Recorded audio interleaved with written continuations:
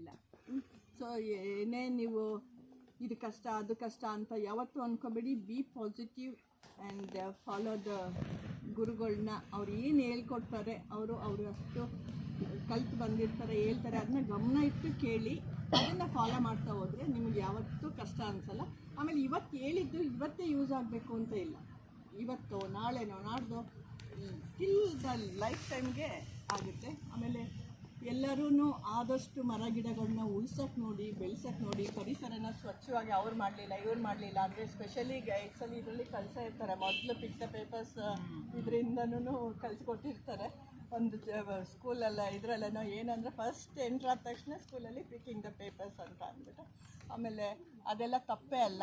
Paper ಆಯಕ್ಕೆ ಹೇಳ್ತಾರೆ, room ಗುಡ್ಸೋಕ್ಕೆ ಹೇಳ್ತಾರೆ, ನಾವೆಲ್ಲ ಅದನ್ನ ಮಾಡ್ಕೊಂಡೇ ಬಂದಿರೋದು. ನಾವೆಲ್ಲ ಸ್ಕೂಲಲ್ಲಿ ಫಸ್ಟ್ ಹೋದ ತಕ್ಷಣ ಗ್ರೂಪಾಗಿ ಕಸನ ಗುಡಿಸ್ಬೇಕಿತ್ತು. ಫಸ್ಟ್ ಎಲ್ಲ ಕಸ ಗುಡಿಸಿ ತೆಗೆದು ರೂಮೆಲ್ಲ ಕ್ಲೀನ್ ಮಾಡಿ. ಬಟ್ ಇವಾಗಿನ ಟ್ರೆಂಡೇ ಬೇರೆ ಆಗಿದೆ ಮಕ್ಳುಗಳಿಗೆ. ಇಲ್ಲಿ ಕಸ ಗುಡಿಸೋ ಇದು ಚಾಕ್ಲೇಟ್ ಕವರ್ ಎತ್ಕೊಂಡ್ರೆ ಅದು ಮಾತ್ರ ಎತ್ತಾರೆ, ಪಕ್ಕದ ಇನ್ನೊಂದು ಪೇಪರ್ ಅದು ಎತ್ತದೇ ಇಲ್ಲ. ಅದನ್ನು ಎತ್ತಿ ಅಂತ ನಾವ್ ಹೇಳ್ಬೇಕು. ಅಲ್ಲ ಬಾವೆ, ಪ್ರತಿಯೊಂದು ತೋರಿಸ್ಬೇಕು. ನೀವಾಗ ನೀವು ಅರ್ಥ ಮಾಡ್ಕೊಂಡು ಮೇಡಮ್ನವರು ಎಲ್ಲ ಅರ್ಥ ಮಾಡ್ಕೊಂಡು ಕೆಲಸ ಮಾಡೋದು, ನೀವು ಹಂಗ ಅರ್ಥ ಮಾಡ್ಕೊಂಡು ಕೆಲಸ ಮಾಡೋದು. ಕುತ್ಕೊಂಡಿದ್ದಾರೆ, ಹೇಳಂಗಿಲ್ಲ ಬಿಡಂಗಿಲ್ಲ, ಬರಿತಾ ಇರೋರ್ನ ಹೇಳಿಸ್ಬೇಕಾಗ ಕಸ ಗುಡಿಸಿ ಅಂತ. ಕ್ಲಾಸ್ ರೂಮ್ಗೆ ಹೋದಾಗ ಪೇಪರ್ ಎಲ್ಲ ಕಾಣಿಸಿದ್ರೆ ಅದನ್ನ ಎತ್ತಿ ಗುಡಿಸ್ಬೇಕು. ಮಾಡ್ತಾರೆ ಇವ್ರು ಮಾಡ್ತಾರೆ ಬೇಡ, ನನಗೆ ಕಾಣ್ತಾ ನನ್ನ ಸ್ವಂತ ಇಷ್ಟಕ್ಕೆ. ಅದು ನಿಮಗೆ ಬೇರೆ ಕಡೆ ಎಲ್ಲೋ ಹೆಲ್ಪ್ ಆಗುತ್ತೆ, ನಿಮಗಲ್ಲ, ನಿಮ್ಮ ಮಕ್ಳಿಗೋ ಮೊಮ್ಮಕ್ಳಿಗೋ ಎಲ್ಲಾದ್ರೂ ಹೆಲ್ಪ್ ಆಗುತ್ತೆ, ಯಾರಿಗಾದ್ರೂ. ಅಲ್ಲ ಇದ್ದಿದ್ದೇ ಅದು, ನಗಾಡಂಗಿಲ್ಲ. ನಾನು ಅವಾಗ ಅಂದ್ಕೊಂಡಿದ್ದೆ ಸ್ಟೂಡೆಂಟ್ ಆಗುವಾಗ ನನಗೇನಿಲ್ಲ, ನಾನು ಒಬ್ಬಳೇ ಅಂತ. ಆಮೇಲೆ ಈಗ ನನಗೆ ಮಕ್ಕಳು ಮೊಮ್ಮಕ್ಕಳು ನನ್ನ ಮೊಮ್ಮಗಳು ಬಂದ್ರಂತೂ ಎಂಜಾಯ್ ಮಾಡಿ ಇಲ್ಲಿ ಫುಲ್ ಅದಕ್ಕೆ ಎಲ್ಲ ಅನಿಮಲ್ ಥೀಮ್ ಮೇಲೆ ಡೆಕೋರೇಟ್ ಮಾಡಿದ್ವು. ನಾಯಿ, ಕುರಿ, ಅಂಜಿ, ಕೋಳಿ ಎಲ್ಲ ಕಟ್ಟಿ ಫುಲ್. ಅವಳಿಗೆ ಇವತ್ತೂ ಇಲ್ಲಿಂದ ಹೋದ್ಮೇಲೆ ಅವಳು ಫುಲ್ಲು ಜ್ವರ ಅಂತ ಫ್ರಾನ್ಸಲ್ಲಿ. ಯಾವ ಡಾಕ್ಟರ್ ಹತ್ರ ಕರ್ಕೊಂಡೋದ್ರು ಸರಿ ಹೋಗ್ತಾ ಇಲ್ಲ ಮಮತಾ. ಆಮೇಲೆ ಅಮ್ಮ ಇಲ್ಲಿಂದ ಬಂದಮೇಲೆ ತುಂಬ ಅಜ್ಜಿ ಅಂತಾಳೆ, ತೋಟ ಅಂತಾಳೆ. ಜ್ವರಪ್ಪ ಏನೂ ಇಲ್ಲ ಕೊಂಡ್ರು, ಅದು ತುಂಬ ನೆನೆಸ್ಕೊಂಡಿದೆ ಮಗು.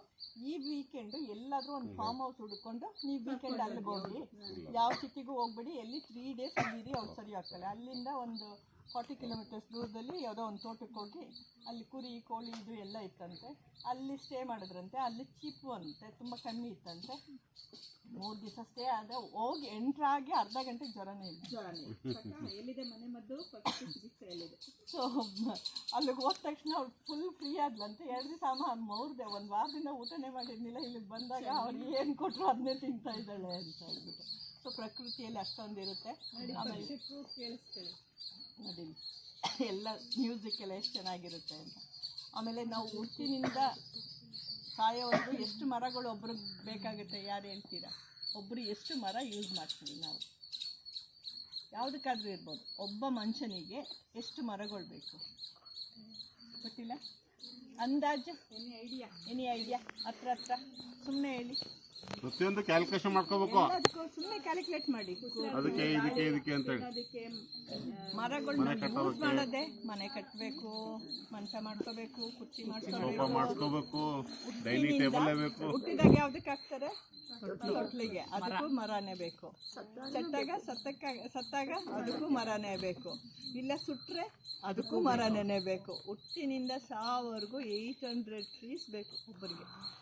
ಮನೆ ಕಟ್ಟಕ್ಕೆ ಬೇಕು, ಕುರ್ಚಿಗೆ ಬೇಕು, ಮಂಚಕ್ಕೆ ಬೇಕು, ಇಲ್ಲ ಇನ್ನೂ ಎಲ್ಲ ಒಲೆ ಉತ್ತಿ ಅಡುಗೆ ಮಾಡ್ತೀವಿ ಅಂದರೆ ಅದಕ್ಕೂ ಡಬಲ್ ಬೇಕು. ಪ್ರತಿದಿನ ಇಂತಿಷ್ಟು ಬೇಕು. ಅಷ್ಟೊಂದು ಮರಗಳು ಬೇಕು. ಆಗ ನಾವು ಎಷ್ಟು ಹಾಳು ಮಾಡ್ತಾ ಇದೀವಿ ಅಂದರೆ ಎಷ್ಟು ಹಾಳು ಮಾಡ್ತಾ ಇದ್ದೀವಿ. ಹಂಗಾಗಿ ಒಬ್ರು ಒಂದು ಬೆಳೆಸಲ್ಲ. ಆದಷ್ಟು ಎಲ್ಲಾದರೂ ಹೋದಾಗ ಎಲ್ಲಾದರೂ ಇಲ್ಲ ಒಂದು ಸೀಡಾದರೂ ನೀವು ಏನು ಹಣ್ಣು ತಿಂತೀರ, ನಾನು ಇಲ್ಲೆಲ್ಲ ಹಾಕಿರೋದು, ನಾನು ಏನು ಹಣ್ಣು ತಿಂದರೂ ಎಲ್ಲ US ಇಂದ ತಂದಿದ್ದೆ, ಅಮೆರಿಕಾದಿಂದ. ಈ ಜೋಬಲ್ಲಿ ಬೆಳಗ್ಗೆ ಆಗುವಾಗ ನನ್ನ ಜೋಬಲ್ಲಿ ಬೀಜಗಳಿರ್ತವೆ. 4 ಪಾಕೆಟ್ಗೂ ಮನೆಯಿಂದ ಕೈ ಮುಗಿದು ದೇವ್ರ ಮನೇಲಿ 2 ಇಡೀ ರಾಗಿ ಹಾಕ್ಕೊಂಡು ಒಂದಷ್ಟು ಬೀಜ ಹಾಕ್ಕೊಂಡು ಬರ್ತೀನಿ. ಏನೂ ಮಾಡಲ್ಲ, ಬಂದ ತಕ್ಷಣ ಇಲ್ಲಿ ಚೆಲ್ತೀನಿ ಹಿಂಗಷ್ಟೇನೆ. ಪ್ರಕೃತಿ ತಾನೇ ಉಟ್ಕೊಂಡು ನಮ್ಮನ್ನೇನು ಕೇಳಲ್ಲ. ಅದು ಯಾವಾಗಲೂ ಭೂಮಿ ತಾಯಿ ಬೆತ್ತಲೆ ಆಗಿರೋಕ್ಕೆ ಇಷ್ಟಪಡಲ್ಲ. ಎಲ್ಲಿ ಬೆತ್ತಲೆ ಆಗಿದ್ದರೆ ನಮ್ಮ ಬಟ್ಟೆ ಹರಿದೋಗಿದ್ರೆ ನಮ್ಗೆ ಇಷ್ಟ ಆಗುತ್ತಾ? ಇಲ್ಲ ಅಲ್ವಾ? ಪ್ಯಾಚ್ ಮಾಡ್ಕೊಳ್ತೀವಿ ಎಲ್ಲ. ಆಮೇಲೆ ಡೆಕೋರೇಟಿವ್ ಆಗಿದ್ದರೆ ಎಷ್ಟು ಇಷ್ಟಪಡ್ತೀವಲ್ಲ, ಭೂಮಿ ತಾಯಿನೂ ಅಷ್ಟೇ. ಇದೊಂದು ಭೂಮಿ ಅಂದ ತಕ್ಷಣ ದೊಡ್ಡ ಭೂಮಿ ತಾಯಿ, ಅವಳಿಗೆ ನೀವು ಕಲರ್ಫುಲ್ಲಾಗಿ ಸೀರೆ ಉಡಿಸ್ತಾ ಹೋಗಿ ಎಲ್ಲಾದರೂ ಹರಿದೋಗಿದ್ರೆ ಇಷ್ಟಪಡಲ್ಲ. ಅದಕ್ಕೆ ಅಲ್ಲಿಗೊಂಚೂರು ರಾಗಿ ಎತ್ಬಿಟ್ರೆ ಚೆನ್ನಾಗಿ ಕಾಣುತ್ತೆ. ಸೊ ಎಲ್ಲಿ ನೀವು ತಿಂದಂಥ ಮಾವಿನ ಹಣ್ಣು ಎಷ್ಟೊಂದು ಜನ ಎಷ್ಟು ತಿಂದಿದ್ದೀರಿ ಹೇಳಿ ಈ ಸಲ? ಒಬ್ಬರೊಬ್ಬರ ಮನೆಯಲ್ಲಿ ಒಂದೊಂದು 10 ಮಾವಿನ ಹಣ್ಣು ತಿಂದಿಲ್ವಾ? ಏನಾಯ್ತು?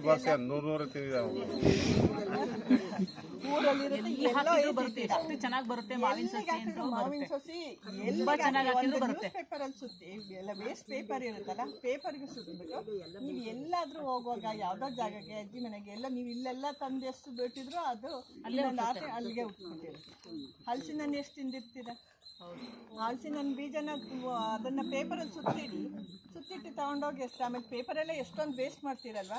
ನಿಮ್ಮ ಮನೆ ಪೇಪರನ್ನು ವೇಸ್ಟ್ ಮಾಡಿ ಇದು ಬುಕ್ ಹೊರಿತೀರಾ ನೋಡಿ, ಈ ಪೇಜ್ ಇದೆ, ಇದನ್ನು ವೇಸ್ಟ್ ಅದನ್ನೇ ಕ್ರಷ್ ಮಾಡಿ ಒಂದು ಪಾಟಿಗೆ ಹಾಕಿ ಅದಕ್ಕೇ ಒಂದಷ್ಟು ಯಾವುದಾದ್ರೂ ಬೀಜ ಹಾಕಿ ನೋಡಿ, ಮಣ್ಣೇ ಬೇಡ. ಅದು ಪೇಪರು ಎಲ್ಲಿಂದ ಬಂದಿರೋದು? ಬಿದಿರು, ಇದರಿಂದ ಬಂದಿರೋದು, ಕಬ್ಬಿಂದ ಬಿದಿರಿಂದ ಅಲ್ವಾ? ಅದೇ ಮಲ್ಚಾಗುತ್ತೆ, ಅದೇ ಗೊಬ್ಬರ ಆಗುತ್ತೆ. ಅದೇ ನೀವು ಒಂದು ವಾರ ನೀರು ಹಾಕಕ್ಕೆ ಮರ್ತರೂ ಕೂಡ ಅಷ್ಟೊಂದು ಚೆನ್ನಾಗಿ ಗಿಡಗಳು, ಶೋ ಪ್ಲ್ಯಾಂಟ್ ಇರ್ಬೋದು, ಎಲ್ಲ ಬರುತ್ತೆ. ಸೊ ಏನಾದರೂ ಕೇಳೋದಿದ್ರೆ ನಾನೇ ಮಾತಾಡದೆ ಬೋರಾಯ್ತಾ? ಮರದಲ್ಲಿ ನಿಮ್ಮ ಜೀವನದಲ್ಲಿ ಎಷ್ಟು ಬೆಳೆದಿದ್ದೀರಾ, ಇವಾಗ ಇನ್ನೆಷ್ಟು ಬೆಳಿಬೇಕು ಅಂತಿದ್ದೀರಾ? ಪಾಪ ಚಿಕ್ಕವರಲ್ಲ, ಅವ್ರು 8 ವರ್ಷದಿಂದ ನೀವು ಹಾಕಬೇಕು ನನ್ನ ಗಿಡನ. 8 ವರ್ಷದಿಂದ ನೀವು ಬದುಕಿರೋವರೆಗೂ ವರ್ಷಕ್ಕೊಂದೊಂದು ಅಂದ್ರೂ ಆಗಲ್ಲ. ಎಲ್ಲರೂ ಈಗಂತೂ ಇವತ್ತಿಂದ ಮೇಡಮ್ ಮಾತು ಕೇಳಿದ್ಮೇಲೆ ಇನ್ಸ್ಪಿರೇಷನ್ ಆಗಿ ಇವತ್ತಿಂದ ಎಲ್ಲಾದರೂ ಒಂದಷ್ಟು ತಾಂಡಾಗ ಹೊಲದ ಬದಿಗಳಲ್ಲಿ ಹಾಕಿ, ಸುಮ್ಮನೆ ಬೀಜ ಹಾಕಿದ್ರು ಮಾವಿನ ವಾಟೆ ಅಂತೂ ತಾಂಡಾಗ ನೀವೆಲ್ಲ ಹಾಕ್ತೀರಾ ಅಲ್ಲಿ ಬರುತ್ತೆ ಅದು. ಯಾವ ಜಾಗನೂ ಖಾಲಿ ಬಿಡಬೇಡಿ, ಯಾವ್ದಾದ್ರು ಏನಾದ್ರೂ ಬೆಳಿಬೇಕು, ಇನ್ಸ್ಪಿರೇಷನ್ ಆಗಿ ಏನಾದ್ರು ಒಂಚೂರು ಬೆಳಿಬೇಕು ಅಂತ ಅನ್ಕೊಳ್ಳಿ. ಸೀಡ್ಸ್. ಆಮೇಲೆ ಅದರಲ್ಲಿ ಏನು ಗೊತ್ತಾ, ಯಾವುದೇ ಒಂದು ಗಿಡ ಮರನ ನಾವು ಬೆಳೆಸ್ತೀವಿ ಅಂದರೆ ನಮಗೆ ಪಾಸಿಟಿವ್ ಎನರ್ಜಿ ಜಾಸ್ತಿ ಆಗುತ್ತೆ. ಮತ್ತು ನಾವು ಮಾಡಿದಂಥ, ನನಗೆ ಜಮೀನು ಇದೆ ಕೊಡುವಾಗ ನಮ್ಮಪ್ಪ ನನ್ನ ಗೇಟ್ ಹತ್ರನೇ ಕೈ ಮುಗಿಸ್ಕೊಂಡು ಹೇಳಿದ್ದೇನು ಅಂದರೆ, ನಾವೆಲ್ಲ ಆ ಕಾಲದಲ್ಲೆಲ್ಲ ಎಷ್ಟೋ ಪಾಪ ಕರ್ಮಗಳೆಲ್ಲ ಮಾಡಿರ್ತೀವಿ, ನಾವೆಲ್ಲ ಸ್ಪ್ರೇ ಎಲ್ಲ ಹೊಡೆದಿರ್ತೀವಿ. ನನ್ನ ಕರ್ಮ ಕಲಿಬೇಕು ಅಂದರೆ ಈ ಭೂಮಿನ ನೀನು ಉಳಿಸಿ ಮರ ಗಿಡ ಬೆಳೆಸಿದ್ರೆ ಮಾತ್ರ ನಾನು ಸತ್ತಾಗಿ ನನ್ನ ಆತ್ಮಕ್ಕೆ ಶಾಂತಿ ಬರೋದು ಮುಟ್ಬಿಟ್ಟು ಹೇಳು. ಹಂಗಾಗಿ ಆ ಎಂಟ್ರೆನ್ಸಲ್ಲಿ ಬಂದಾಗಲೇ ಹೇಳಿದ್ರು. ಊಟಿಲೆಲ್ಲ ಸ್ವಲ್ಪ ಸ್ಪ್ರೇ ಎಲ್ಲ ಜಾಸ್ತಿ, ಎಷ್ಟೋ ಜನಕ್ಕೆ ಪಾಯ್ಸನ್ ಎಲ್ಲ ತಿನ್ನಿಸ್ಬಿಟ್ಟಿದ್ದೀವಿ ನಾವು ಗೊತ್ತಿದ್ದಲ್ದೆ. ಅಂದರೆ ಸ್ಪ್ರೇ ಮಾಡ್ತಾರಲ್ಲ ಅದನ್ನು ತಾತ ಎಲ್ಲ ಆವಾಗಲೂ ಗಿಡಗಳಿಗೆಲ್ಲ ಸ್ಪ್ರೇ, ಇದು ಕ್ಯಾಬೇಜು ಎಲ್ಲ ವೆಜಿಟೇಬಲ್ ಎಲ್ಲ ಗೊತ್ತಿಲ್ಲದಲ್ಲೇ ಮಾಡಿಬಿಟ್ಟಿದ್ವಿ. ಅದನ್ನು ನಾನು ಕಳ್ಕೋಬೇಕು ಅಂದರೆ ನೀನು ಇದನ್ನು ಉಳಿಸ್ಕೊಂಡು ಏನೋ ಹಾಕ್ದಲೇ ಭೂಮಿನ ಗಿಡ ಮರ ಬೆಳೆಸಿದ್ರೆ ನನಗೆ ಅದು ನೀನು ಕೊಡೋ ಅಂತ ಆಶೀರ್ವಾದ ಅಂತ ಅಪ್ಪ ಹೇಳಿದ್ದು. ಗೊತ್ತಾಯ್ತು ಹೇಳಿದ್ದು. ಇಷ್ಟು ಜಮೀನಿಗೆ ರಸಗೊಬ್ಬರನ ಬಳಸಿಲ್ಲ ಅಂತ ನಿಮ್ಮ ಮನೇಲಿ ಇದು ಲೋಡ್ ಗಟ್ಲೆ ಗೊಬ್ಬರ ಯೂರಿಯಾ ಯಾವ ಗೊಬ್ಬರನೂ ಬಳಸ್ತಾ ಇಲ್ಲ ಅಂತ 20 ತಾಂಡ ಯಾರ ಮನೇಲಿ ನೋಡಿ 20 ಚೀಲ ಅಂದರೆ ಏನು? ಈಗೆಲ್ಲ ಕಡೆ ಮಾತಾಡ್ತಾ ಇದ್ದಾರೆ, ಗೊತ್ತು ಅಲ್ವಾ? ಇನ್ನೇನು ಸ್ವಲ್ಪ ದಿವಸ ಬುಕ್ಕಲ್ಲೂ ಬರುತ್ತೆ ಕೆಮಿಕಲ್. ಆಮೇಲೆ ಊರುಗಳಲ್ಲೆಲ್ಲ ಕೇಳಿರ್ತೀರ, ಔಷಧಿ ಹೊಡೆದ್ರು, ಅದು ತಿಂದರು ಸತ್ತೋಯ್ತು, ದನ ಕರುಗಳು ಜನಗಳು ಎಲ್ಲ ಸತ್ತೋಗೋದು ಎಲ್ಲ ಕೇಳಿರ್ತೀರಲ್ವ? ಅದೆಲ್ಲ ಪಾಯ್ಸನ್ ಸ್ಪ್ರೇ ಮಾಡ್ತಾರಲ್ಲ, ಅದರಿಂದ ಅದಿದ್ದಾಗ ಏನಾಗುತ್ತೆ, ಅದನ್ನು ಯಾವುದೋ ಒಂದು ಕಾಯಿಲೆ ಬಂತು ಅಂತ ಸ್ಪ್ರೇ ಕೊಡ್ತಾರೆ, ಅದನ್ನು ಜೀವಜಂತುಗಳೆಲ್ಲ ಸತ್ತೋಗ್ತವೆ. ಅದು ಅವಾಗ ಮತ್ತೆ ಬೇರೆ ಕಡೆಯಿಂದ ಮತ್ತೆ ಬರ್ತವೆ ಅವು. ಒಂಥರ ಎಲ್ಲ ಸಮಗ್ರ ಕೃಷಿ ಮಾಡಿಕೊಂಡು ಎಲ್ಲ ಇದ್ದಾಗ ಬರೋದಿಲ್ಲ ಒಂಥರ. ಆಮೇಲೆ ನಾನು ಕಳೆಗಳ ಜೊತೆನೇ ಬೆಳ್ಕೊಂಡಿದ್ದೀನಿ. ಕೀಟಗಳೆಲ್ಲ ಏನಕ್ಕೆ ಬರ್ತವೆ? ಅವು ಹೊಟ್ಟೆ ತುಂಬಬೇಕು, ಊಟ ಬೇಕು ಅವಕ್ಕೆ. ಅವು ಬಂದು ನಂದು ಬಾಳೆ ಗಿಡನೇ ಅಟ್ಯಾಕ್ ಮಾಡಬೇಕು, ನಂದು ಮಾವಿನ ಗಿಡನೇ ಅಟ್ಯಾಕ್ ಮಾಡಬೇಕು. ಹೇಮಕ್ಕ ಬೆಳೆದಿದ್ದಾರೆ, ಹೇಮಕ್ಕಂಗೆ ಡಬ್ಬ ಅಂತ ನಾವೆಲ್ಲ ತಿಂದು ಮುಗಿಸ್ಬಿಟ್ಟು ಹೋಗ್ತೀವಿ. ಆ ಗ್ರೀಡಿನೆಸ್ ಕೀಟಗಳಿಗೆ, ಇದಕ್ಕೆ, ಪಕ್ಷಿಗಳಿಗೆ, ಪ್ರಾಣಿಗಳಿಗೆ ಯಾವುದಕ್ಕೂ ಇರಲ್ಲ. ಅವು ತೊಗೊಂಡೋಗಿ ಸ್ಟೋರೂ ಮಾಡ್ಕೊಳ್ಳಲ್ಲ ನಮ್ಮ ಥರ. ಅವಕ್ಕೂ ಹೆಲ್ತಿ ಫುಡ್ ಬೇಕು, ಅವು ಬರ್ತವೆ.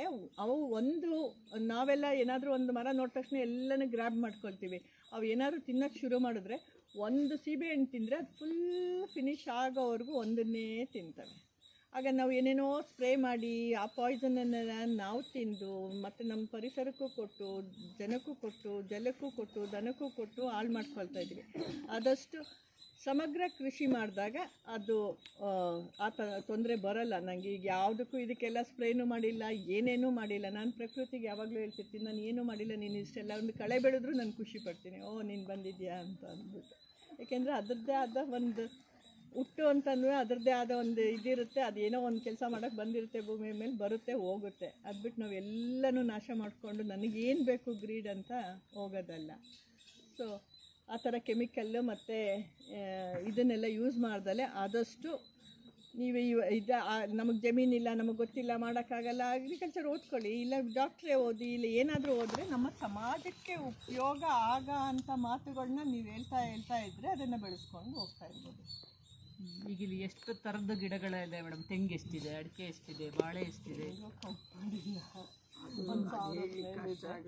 ಯಾಕೆಂದರೆ ಪ್ರತಿ ವರ್ಷ 1,000 ತೆಂಗಿದೆ, ಅಡಿಕೆನೂ 1,000 ಇದೆ, ಕಾಫಿ ಇದೆ, ಏಲಕ್ಕಿ ಇದೆ, ಮೆಣಸಿದೆ. ಅಂದರೆ ಹೆಂಗೆ ಅಂದರೆ ಏನಾದರೂ ಹೆಣ್ಮಕ್ಳಿಗೆ ಒಂಥರ ಒಡವೆ ಕೊಡಿಸೋದು ಒಂಥರ ಇದಲ್ಲ, ಅದಿಲ್ಲ.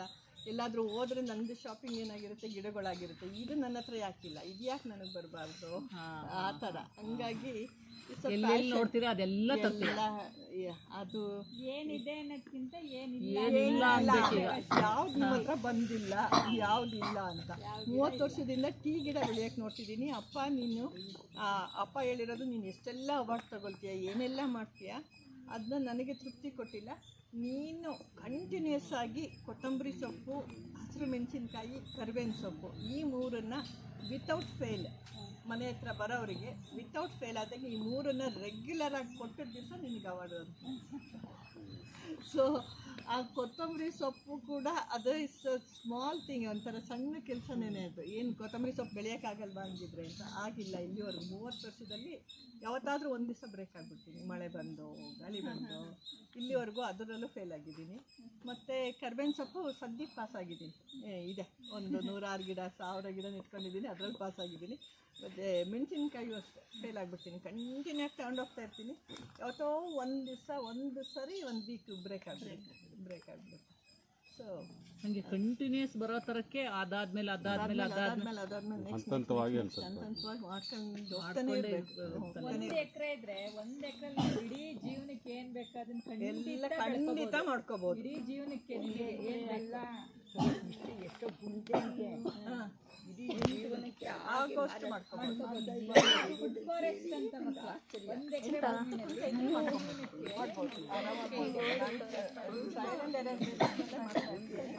ಮೊದಲೆಲ್ಲ ಹಿಂಗೆಲ್ಲ ಮಾಡ್ಕೊಳ್ತಾ ಇದ್ದೆ. ಈಗ ನಂದು ಪ್ಲೇಸ್ ಒಂದು ಮಾರ್ಕ್ ಮಾಡ್ಕೊಂಡು ಈಗ ನನಗೆ ತೆಂಗಿದೆ, ಇಲ್ಲೇ 1-2 ಮೆಣಸಿನ ಗಿಡ ಅದು ಇದು ಎಲ್ಲ ಹಾಕೊಂಡು ಇಷ್ಟಲ್ಲಿ ನಾನು ತಿನ್ನ ಮಾಡ್ಬೋದಾ ಅಂತ ಅದರಲ್ಲಿ ಏನು ಮಾಡ್ಕೊಬೋದು. ಒಂದು ಅರ್ಧ ಎಕರೆಗಟ್ಟಲೆ ಕೋಸ್ ಬೆಳೆಯೋದು, ಎಕರೆಗಟ್ಟಲೆ ಟೊಮೊಟೊ ಬೆಳೆಯೋದು, ಮಾರೋದು, ರೋಡ್ ಸುರಿಯೋದು ಬೇಕಿಲ್ಲ. ಕೋಸ್ ಎಲ್ಲ ಬೆಳೆದ್ರೆ ಏನು ಮಾಡ್ತಾರೆ, ಕೀಟನಾಶಕ ರಾಸಾಯನಿಕ ಇಲ್ಲದೆ ಬಂದಿಲ್ಲ, ಅದನ್ನು ತಿನ್ನೋದು ಕೊಳ್ಳು. ಶುಂಠಿ ಭೂಮಿ ಹಾಳು ಮಾಡಿರೋದೇ ಶುಂಠಿ, ಹೊಗೆ ಸೊಪ್ಪು. ಆಮೇಲೆ ಮೊದಲೆಲ್ಲ ಇರಲಿಲ್ಲ ಇದು. ಈ ನಾಲೆಜ್ 30 ವರ್ಷಕ್ಕೂ ಮುಂಚೆ ಇಷ್ಟೆಲ್ಲ ಇರಲೇ ಇಲ್ಲ. ಆಮೇಲೆ ಬರೋದೇ ಇಲ್ಲ, ಆಗೋದೇ ಇಲ್ಲ ಅಂತ. ಈ ಸಲ ನಾನು ಟ್ರೈ ಮಾಡಬೇಕು ಅಂತ ಯಾರೂ ಪೊಟೆಟೊ ಹಾಕಲಿಲ್ಲ, ನಾನು ಹಾಕಿದೆ. ನೋಡೇ ಬಿಡೋಣ ಬರುತ್ತೋ ಇಲ್ವೋ ಅಂತ ಯಾರಿಗೂ ಹೇಳ್ಕೊಳ್ಳೂ ಇಲ್ಲ. ಹಾಕಿದ್ದೀನಿ ಅಂದರೆ ಹಾಕಿದ್ರು ನನಗೆ ಏನೂ ಆಗ್ತಲ್ಲ, ಹಿಂಗೆ ಮಕ್ಕ ಬರುತ್ತೆ ಅಂತ ನಿಜನಿಗೆ ಹೇಳಿಲ್ಲ. ಅವತ್ತೊಂದು ಫುಲ್ಲು ನಾನೇ, ಯಾರೋ ಇಲ್ಲಿ ಮಳೆ ಬರಲಿಲ್ಲ, ನನಗೆ ಆಲೂಗೆಡ್ಡೆ ಬೆಳೆಯೋಕ್ಕೆ ಆಗ್ತಾ ಇಲ್ಲ ಅಂದರು. ಕೊಡ್ರಪ್ಪ ನನಗೆ ಅಂತ ಅವ್ರಿಗೆ ಪೇಕ್ ಮಾಡಿದೆ. 5,000ನ ನಾನು ತೆಗೆದು ಹಾಕಿದೆ. ಇವರೆಲ್ಲರೂ ಹೇಳಿದ್ರು ಬರ್ತಾಕ ಅಂತ. ನೋಡೇ ಬಿಡೋಣ ಏನಾಗುತ್ತೆ ಅಂತ 45,000 ಅಲ್ಲೇ ಹಾಕಿದ್ದೀನಿ. ಉಳಿದಿರೋದನ್ನ ಚೆನ್ನಾಗೇ ಬಂತು. ಒಂದು ಸ್ಪ್ರೇ ಇಲ್ಲ, ಒಂದು ಗೊಬ್ಬರ ಇಲ್ಲ, ಏನು ಹಾಕಿಲ್ಲ, ಸುಮ್ಮನೆ ಟ್ರಯಲ್. ಹೋದ್ರೆ 10,000 ಬಂದರೆ ನೋಡೋಣ ಅಂತ 35-40 ಸಾವಿರ. ಒಟ್ಟಾರೆ ಒಂದು ದಿನಕ್ಕೆ ಏನಾದ್ರು ಕ್ರಾಫ್ಟ್ ತೆಗಿಯೋಕೆ ಇದ್ದೇ ಇರುತ್ತೆ, ಯಾವುದಾದ್ರು ಕ್ರಾಫ್ಟ್ ಇದ್ದೇ ಇರುತ್ತೆ. ಈಗ ನೋಡಿ ಒಂದ್ಸರಿ ಈಗ ಒಂದು ಫೋಟೋ ಒಂದ್ಸರಿ ನೋಡೋಕೆ ನೀವು ನಿಮ್ಮ ಕೆಲಸ ಮಾಡ್ಕೊಂಡು ನೀವು ವರ್ಕ್ ಮಾಡ್ಕೊಂಡು ಪಾಠ ಹೇಳ್ಕೊಟ್ರೆ ಸಾಕು, ನಾವು ಕರ್ಕೊಂಡು ತೋರಿಸ್ಕೊಂಡು ಬಂದ್ಬಿಡ್ತೀವಿ. ಈಗ ಊಟಕ್ಕೆ ಬ್ರೇಕ್ ಮಾಡಿ ಆಮೇಲೆ ಕರ್ಕೊಂಡು ಊಟ ತಿನ್ನಿಸ್ಕೊಂಡ್ಬಿಟ್ಟು ಆಮೇಲೆ ಕರ್ಕೊಂಡು ಇವತ್ತೊಂದ್ ದಿವಸ ಓಡಾಡ್ಬಿಟ್ರೆ ಮಕ್ಕಳೇ ನಾವು ಹಿಂದ್ಗಡೆ ನಿಂತ್ಕೋತೀವಿ, ಒಂದು ಫೋಟೋ ಒಂದು ಆಗ್ಬಿಡ್ಲಿ, ಬ್ಯಾನರ್ಗಳನ್ನ ಹಿಂಗೆ ಇಟ್ಕೊಡೋದು. ಹೀಗೆ ಲೈನ್ ಸರಿ ಮಾಡ್ತಾರೆ.